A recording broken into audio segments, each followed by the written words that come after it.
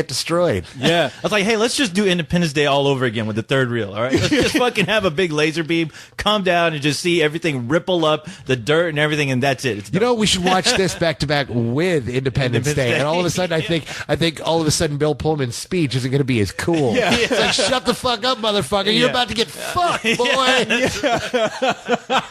These alien bitches coming for you, motherfucker! I want to see an alien with a fucking in one of those robotechs who's going Revenga. Yeah, but see, I've got to disagree with my robot friend over here. I did not want to see a robot Che Guevara or an alien Che Guevara because I don't think I could deal with a 4-hour film of aliens walking around shaking each other's hands.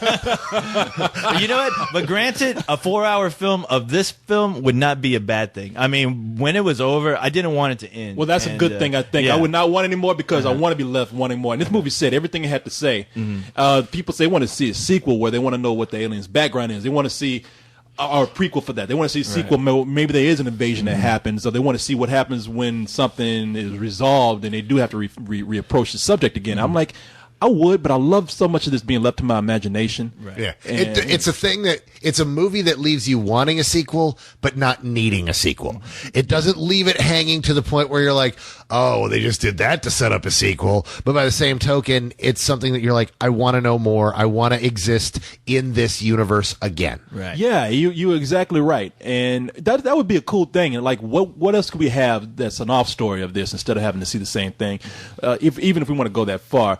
And this guy, this Werner character, what's his name? Our lead guy. Werner von something. Yeah, Werner von Captain SpaghettiOs. Yeah. Or something like that. That dude, his character is so cool because he is an asshole through this whole thing. Oh, yeah. Right when you think that this guy's going to be cool, he does another dickish thing. And we just don't know what to believe. I mean, we're not ruining anything for you people. This movie, you're not going to know whose allegiance to believe in. You're not going to know who's faithful to who. It's just going to be so bad, and we don't know if this thing is going to end happily or not. Yeah, the thing is with that character, what I loved about it so much, at least his character, is that, the moment you sympathize with the guy, he all of a sudden just turns and does something real fucking dickheadish, and you're just like, fuck, dude, what is your problem? I mean, you're there looking at the screen screaming at him, what the fuck, dude? Get your shit together, and then you realize, oh, he's human. So. Yeah, exactly. Of course, only human. He's human, which means he's an asshole. Yeah. But this film, it does make a good statement about something like apartheid or just any kind of second-class, third world, any kind of citizenry, what the poor-ass people who get treated wrong. It does make a good statement about that because the documentary feel that we get from the beginning of the movie shows us the aliens as being just these infighting, mean-spirited, evil insects that just will screw with each other and will actually maybe harm humans. I mean, we talk about, there are people saying they took my child in the middle of the night, and then you realize they have feelings, they're actually decent people, they just want to be treated fairly.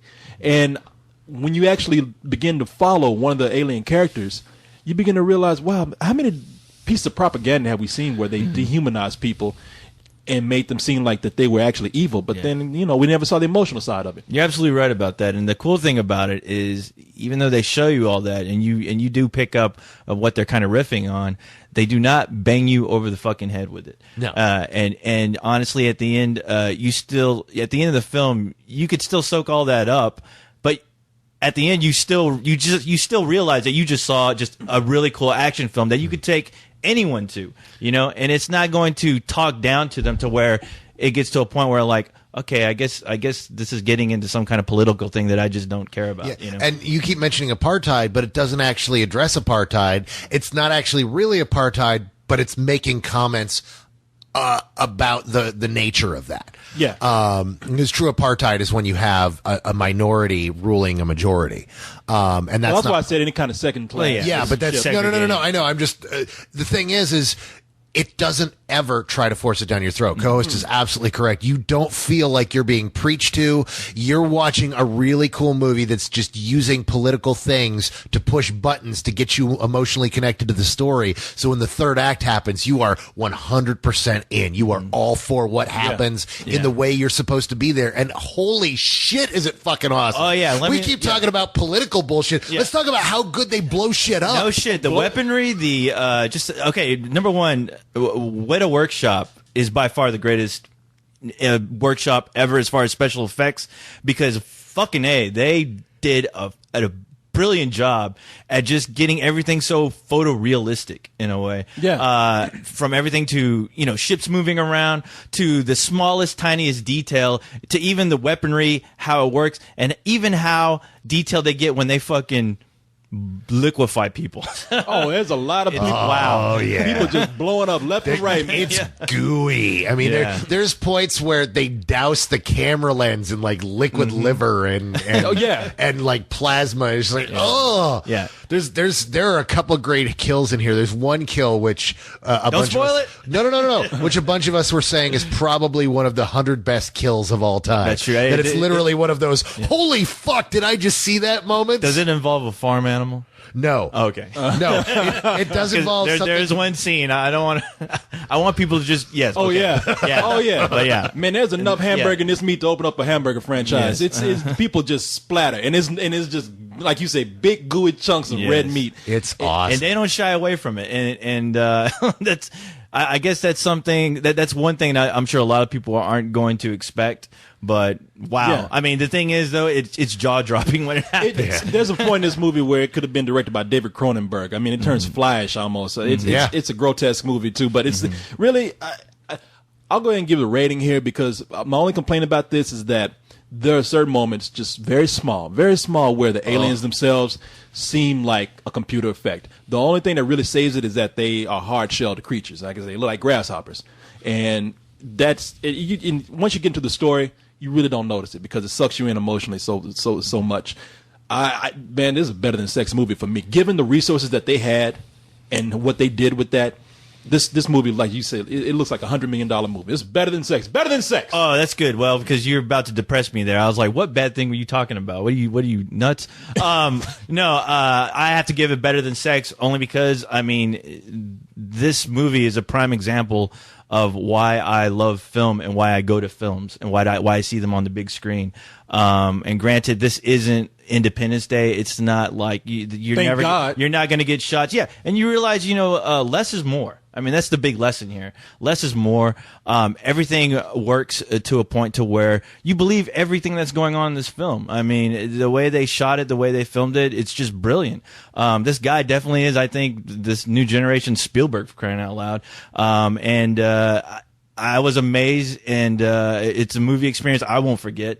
And I'm glad I was able to be around to see something like this. You want a real invasion to happen now? Yes, I do. I mean, I sympathize with those fucking insect-looking bastards. And man, I did hear the director mention that he would like to revisit this world again, and I would love to revisit it as well.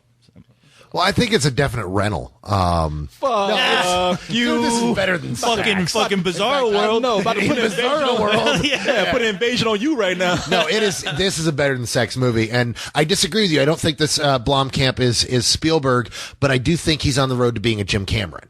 This is not playing in the Spielberg venues. This is really in Jim Cameron. This feels like Terminator did. Where you just walk out. I agree with you. You walk out going, "Holy fuck! How did somebody do that with that little money and make a movie that took me there and showed me this world and this future?" And that's what this is.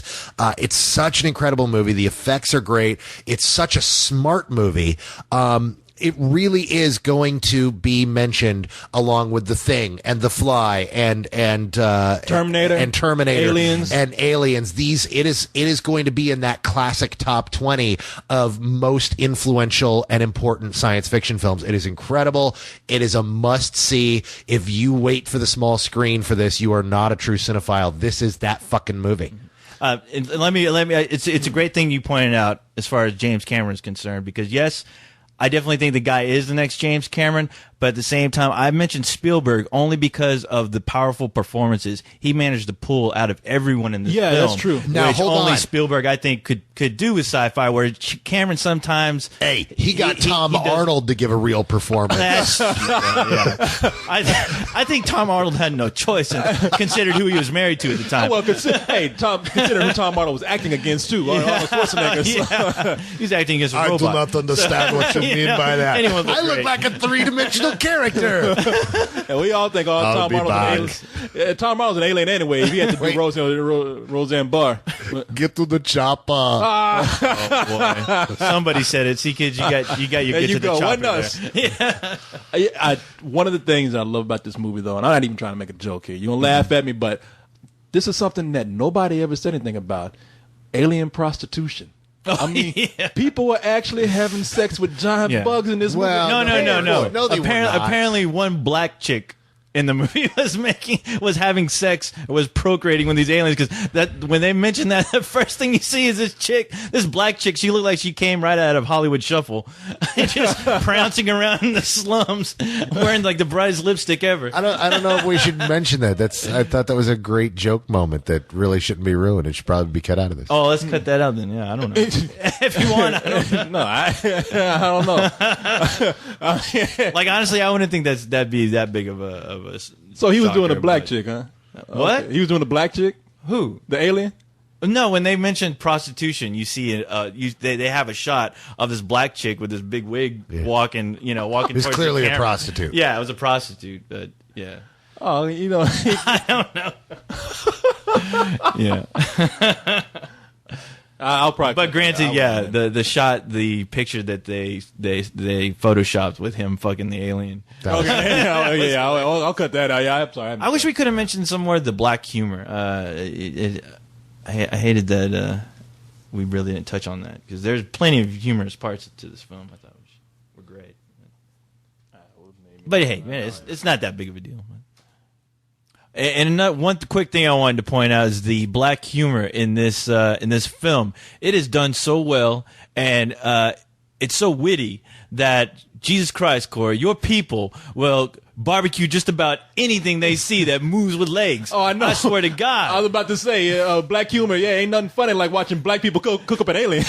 Hey, if you were from Mars or any kind of other planet, do not land in a black neighborhood, because we will cook your ass up. No, they'll be waiting for you, not with signs, but with some barbecue sauce in a barbecue pit. A goddamn barbecue pit. Lip smacking good.